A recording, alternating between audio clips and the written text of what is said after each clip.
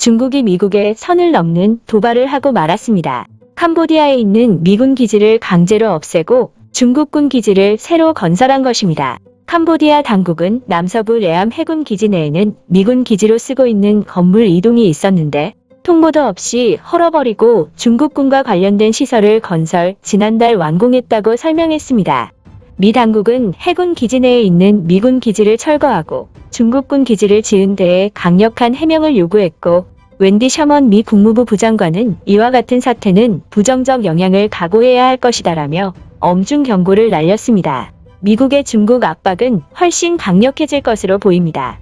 미 국방부는 중국에 강한 우려를 표하며 오늘 7월 호주에서 대규모 연합훈련을 실시할 예정이라고 밝혔습니다. 이 훈련은 아시아 태평양에서 중국의 패권 전략을 차단하는 데에 중점을 두고 있고 군사 강국들이 대거 참여할 것으로 전망되고 있습니다. 미 당국은 미국을 비롯 한국, 호주, 일본, 영국, 캐나다 등의 국가가 훈련에 참가할 것이라고 밝혔고 프랑스와 인도의 군 관계자들도 옵서버 형태로 동참할 것이라고 설명했습니다. 그야말로 중국을 겨냥한 대규모 군사훈련이 펼쳐지는 것입니다. 미국의 VOA 방송은 미국은 최근 중국의 도발과 동맹국들과 중국 간의 갈등이 고조되기 시작하면서 이번 훈련 실시에 강한 의지를 보였다고 전했습니다. 미국의 움직임은 여기서 멈추지 않았습니다. 미국은 지난 2일 북대서양 조약기구인 나토의 회원국들을 향해 한국과 호주, 일본, 뉴질랜드를 콕 집으며 협력을 심화해 달라는 공개적 요청을 해 눈길을 끌었습니다. 미 국무부에 따르면 토니 블링컨 국무장관은 나토 회의에 참석해 어느 때보다 앞에 거론된 4개국과 협력을 강화해야 한다고 말했습니다. 한국을 포함한 4개국은 지정학적으로 중국 견제 전선 구축에 있어 중요하고 특히나 한미일 삼각협력은 미국이 표방하는 대중국 견제의 핵심 키워드이기 때문입니다. 블링컨 장관이 이번에 이례적으로 4개국을 직접 거명하여 협력을 요청한 것은 결국 동맹국들의 역량을 한데로 모아 강력한 대중 압박을 취하겠다는 의도가 달려 있는 것입니다. 이러한 미국의 강경한 태도와 속전속결로 동맹국들을 단합시키는 것을 보고 중국은 적잖게 당황한 듯이 보입니다. 그러면서 중국 정부는 한국과 우호적인 관계를 맺기 위해 친분을 과시하기 시작했습니다. 지난 2일 왕원빈 중국 외교대변인은 한국이 최근 일본과 역사 문제로 충돌하고 있는 것을 저격이라도 하듯 일본의 과거 역사에 대해 일본 군국주의가 저지른 심각한 반인도적 범죄를 깨달아야 한다며 강력하게 비판했습니다. 이어서 일본이 침략 역사를 부정하며 미화하는 것을 멈춰야 한다고 말했고 확실한 증거가 산더미인 역사적 사실을 부인하려는 모든 시도는 정의와 양심의 질책을 받아야 할 것이라고 말했습니다.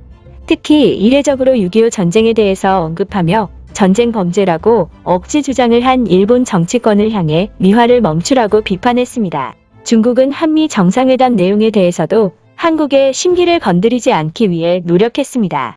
상하이밍 주한 중국 대사는 한미 정상회담에서 중국을 겨냥한 부분이 있었지만 분영 외교를 하려고 노력하는 한국에 감사하다는 뜻을 전했고 쿼드 언급을 겨냥해 미국은 그룹을 만들어 중국을 포위하려고 하지만 한국이 중국의 입장을 고려해주면 대단히 감사할 것이라고 말했습니다. 한미 정상회담에서 중국의 최대 아킬레스건인 대만 해협에 대한 언급이 있었는데도 불구하고 이러한 반응을 보인 것은 한국마저 등을 돌릴 경우 동맹국을 규합한 미국의 중국 견제를 막아내기 힘들다는 판단이 작용한 것으로 분석되고 있습니다. 현재 중국의 가장 중요한 과제는 한국과 등을 돌리지 않는 것입니다.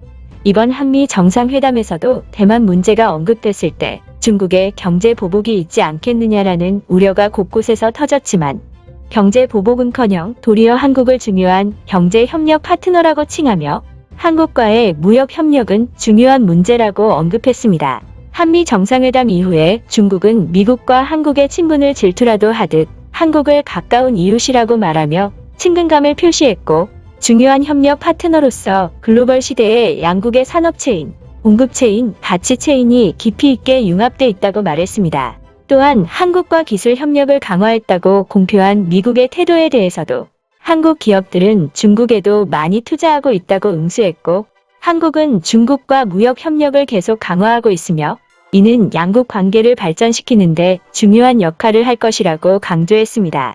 이번에 한국군 미사일 사거리가 풀린 것에 대해서도 미국을 직접적으로 겨냥했습니다. 중국 관영 환추스바오 등의 매체들은 미국이 한중 관계를 이간질하고 있다고 말했습니다. 이토록 중국이 한국을 회유하기 위해 노력하고 있는 것은 한국의 군사력과 지정학적 위치는 중국의 거대한 압박이라는 것을 말해줍니다. 특히 중국은 한국이 쿼드에 참여하는 것을 우려하고 있고 여러 차례 입장을 물어볼 정도로 전전긍긍하고 있는 상황입니다. 전문가들은 한국과 중국이 적대적인 관계가 됐을 시에 중국이 제일 우려하고 있는 것은 한국의 육군력과 미사일 전력이라고 말합니다. 한국 육군은 전 세계적인 기준으로 봐도 5손가락 안에 듭니다. 동아시아에서는 구소련 시절 물량을 비축해놓고 신형 장비 개발에 적극적인 러시아군을 제외하면 중국군과 2, 3위를 서로 다투는 수준입니다. 현재 중국 인민해방군을 상대로 지상전에서 제대로 대규모 전투를 하면서 싸울 수 있는 군대는 아시아권에서는 한국 육군과 인도 육군 두 국가의 군대만이 가능하다는 것이 정론입니다. 특히 포병 전력은 중국의 큰 위협입니다.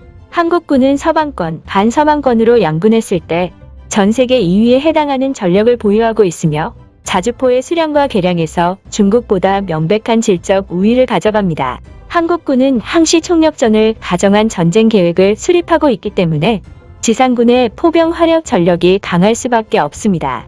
견인포가 주력인 중국군과 자주포와 다연장 로켓으로 구성되는 한국군의 차이가 상당히 클 수밖에 없는 것입니다. 또한 기갑 전력에서 현재 한국군의 제7기동군단은 아시아 전체 최강의 군단으로 불리고 있습니다.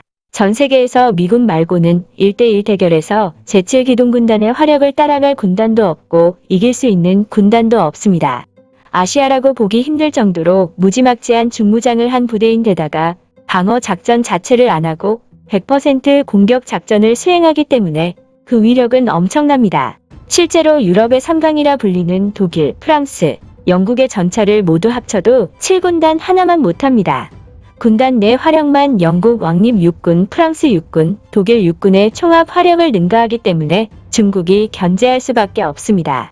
한국의 미사일 전력 역시 중국의 큰 골칫거리입니다. 한국군은 현무 시리즈의 초강력 순항 미사일, 한도 미사일이 있으며 기존의 상하이와 난징, 베이징 정도만 사거리에 들어왔지만 제한이 풀리면서 중국 전역이 사거리에 들어오게 됩니다.